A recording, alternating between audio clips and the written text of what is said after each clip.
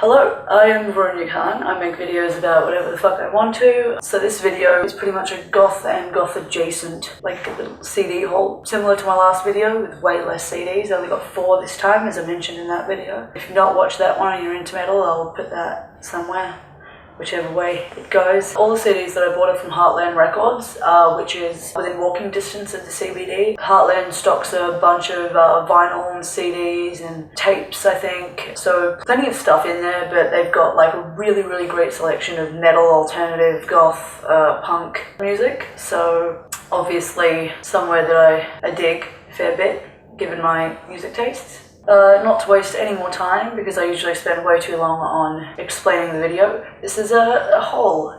You know what that is. I'll get into the CDs, of which, as I mentioned before, only 4. Video shouldn't be too long. Fingers crossed.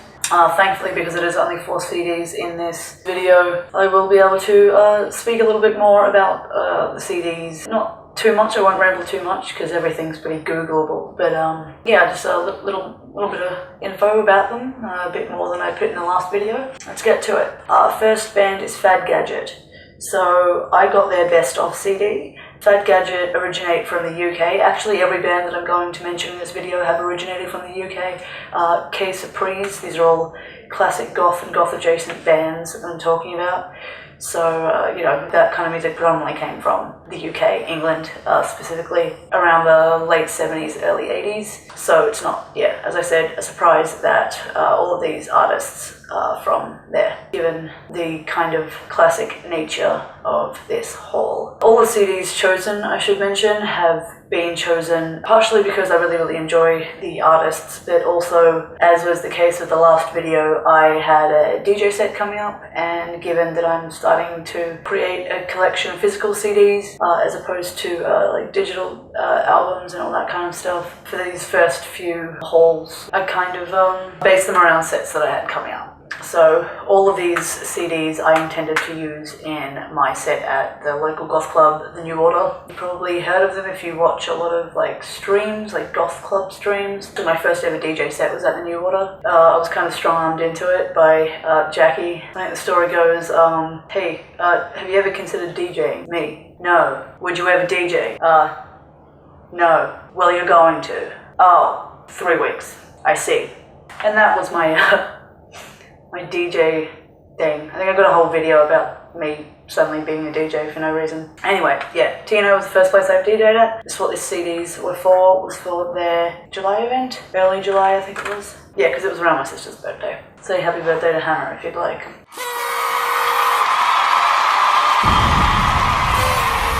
So, yeah, Fad Gadget, 1979. This is their best of CD. Fad Gadget is a solo project by Francis John Tovey, or Tovey. I'm not sure how to say their name. The genre is not specifically goth rock. This band inclusion is why I've got plus adjacent in the title, because technically not goth rock or really super post-punky either. However, they are like experimental, industrial-ish, electronic, new wavy stuff, kind of avant-garde is something that a lot of people will say to refer to Fad Gadget. This is a double CD album. On disc 1 it's got singles and B-sides, and on disc 2 it's got 12-inch mixes and like reworkings of a lot of the songs. This was released via Mute Records in 2001. This came out 20 years ago. God, I feel old now. I'm not though. Anyway, yeah, so that's Fad Gadget. I'd say out of their collection, if you've not heard it extensively, you've probably heard Collapsing New People around. I might play a little snippet of that here.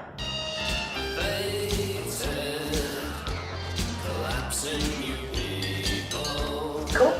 So yeah, double CD, I'll open this so you can see. The way that this opens out is kind of weird. Opens up like that. I feel like bands don't do this enough anymore, like put effort into their CD, like CDs that they send out. So yeah, it's got a bunch of information about the band and this the releases, like the songs on these CDs. Very cool. So that's Fad Gadget. Next up, we've got another compilation album. This is Skeletal Family. So I really like this kind of like, because this has got like 5 CDs, I think.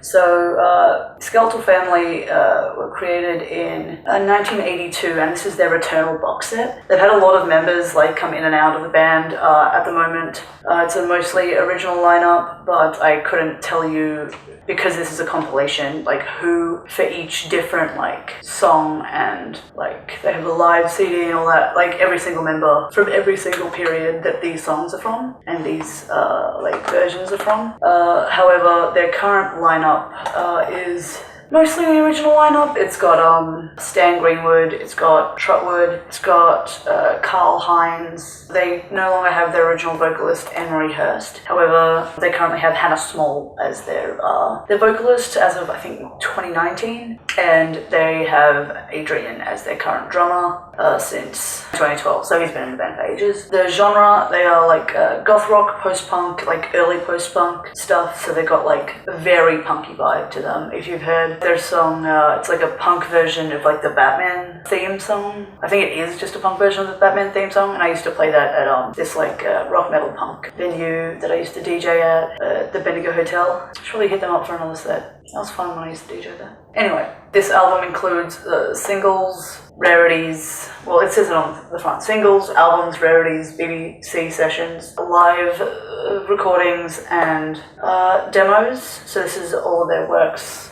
Not all of their works, some of their works between 1982 and 2015. So, this is another like open thing. It's also got a little booklet here with some info in it.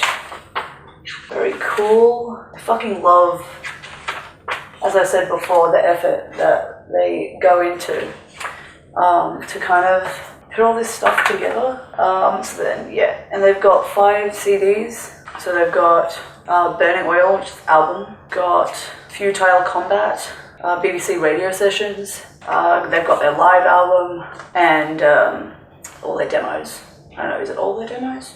I'm not sure. They also have their live reunion tracks on here too. So there's a lot in this. Very, very good box set, worth the money that I paid for it. Actually, it was like relatively cheap for what it is. I think it was like $50 Australian, not a whole lot of money. I mean, it's a lot of money when you don't have a lot of money, but it was, yeah, cheaper than I thought it was going to be. From Skeletal Family, there's a huge chance that you've heard Promised Land. I will play now.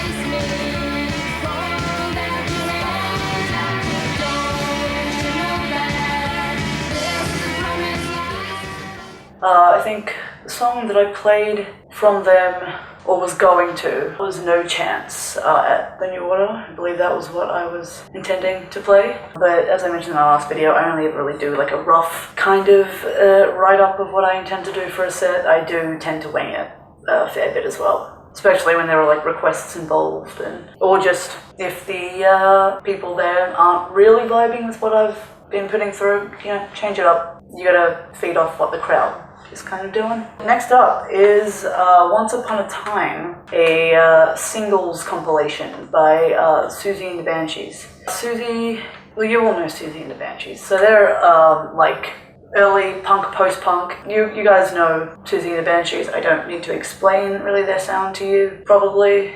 I hope not. Yeah, so they originated in 1976. Their main members throughout the duration of the band being together were obviously Siouxsie Sue, Stephen Seb, and Peter Budgie Clark. They were the main and founding members. Fun fact, they have actually had like quite a few famous participants in the band, such as the fact that Sid Vicious was one of the founding, however very short-term members from the Sex Pistols. Obviously, they've also had Bobbitt from The Cure fill in. I'm not sure that he was in any studio recordings, but he definitely filled in live during either one or several tours. And they've also had Knock Chandler as well as part of the group for a while from the Psychedelic Furs. This singles compilation was released in 1981, so they'd only had a couple of releases out by this point. However, those releases, I think it was Juju and maybe Kaleidoscope, had already been released. They kind of like smashed a bunch out during their early years. Like this compilation album came out just like 5 years after they came. And it's got so many bangers on it. like they're really early bangers. They've got Christine, Arabian Nights, Happy House, Hong Kong Garden, Spellbound, probably the most popular of their songs. One of my favorites from this compilation album is Love in a Void. That's the one that I played at the New Order. Kind of cool, punky thing. I love the artwork for this album. It's only got the one CD. It's not like the other two that are several CDs, but it does have a booklet like the others do. So it's got lyrics, it's got who was a part of which songs. Yeah, great stuff. Love this, love booklets. Like, I understand why, like, some newer bands won't do that at the moment. I just kind of like, if you have the money to do it, it's just a cool thing to do, you know? And yeah, as I was saying, like, gonna say before, I just love the cover of it too. I don't think you can see it that much, and I know that it'll go out of focus if I get that much closer to you, but all of them will be right here. I don't know when. You can see what the fucking album looks like. Alright, last but certainly not least, probably the band out of all of these that I've listened to the most in my life. One of the first ever goth bands that I got into, if not the first. Sisters of Mercy. Probably a lot of people have the same experience. Sisters of Mercy began in 1980, and this is their album First and Last and Always. This is their first, it's like their debut studio release. They'd had a few EPs that came out, like maybe 2 EPs that had come out, maybe 3 max in the years prior, but this was their first kind of like full-length proper release, which I love that it's called First and Last and Always, considering.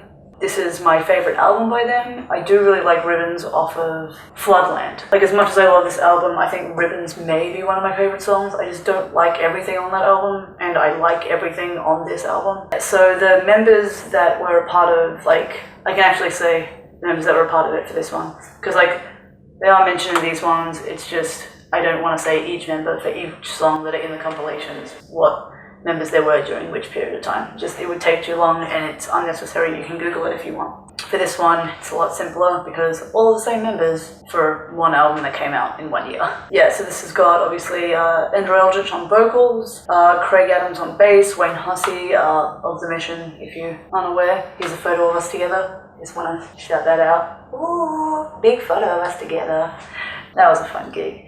Anyway, Wayne did backing vocal guitars, and Gary Marks was also on guitar, and obviously Dr. Avalanche, not a person but a drum machine. Yeah, still worth a mention. I love that they've like named their drum machine. I think that's fucking amazing. So the genre is like pretty sweet into goth rock. Like, sits there pretty comfortably. Not that Andrew would agree, but yeah, goth rock album. There are so many bands that try to emulate the sound that the Sisters of Mercy have. Yeah, this is the first album of theirs that I listened to all the way through and on repeat. Like, I still frequently will listen to this album on repeat. It's just one of the like basic classics. All of the others were compilations because like it had a lot of songs that I liked on them, and that's very useful for DJing to just have kind of like a bunch of the best ofs because people like those. But like this one, I had to have. I don't even know if they have a compilation album. I'm sure that they do. But I had to have First and Last and Always just to chuck into the starting of a physical collection. The album features like super well-known tracks of theirs. It's got Black Planet, Walk Away, the super popular, probably not their most popular song, but Marianne. Actually, a cover of Marianne I reviewed or reacted to last year. My favourite songs from the album, I suck with favourites, I don't really like doing that, but I'd say either 9 While 9 or Amphetamine Logic. At the New Order, I played A Rock in a Hard Place. That said, out of their entire album, I remember I used to get really giddy as a teenager about Some Kind of Stranger, the last song on the album. I don't know why. I liked the song when I was a teenager, and it made me feel like I was being sung to or about, whatever. I really like the artwork of this album, always have. It's also kind of like a cool little flip out thing, if you can see that at all. It's also got a little booklet kind of hidden in here that I can flick through. Got some photos, got a lot of little bit of info. Love this quote: "Telling people to fuck off. That glorious sense of vindication is a primary motivating factor, I think." So it sounds like Eldritch. yeah, it's got a lot of like information about the albums and got some stuff about the members, and yeah, it was released by Versatile Release, which is actually Eldritch's label that he made, and it was released in 1985.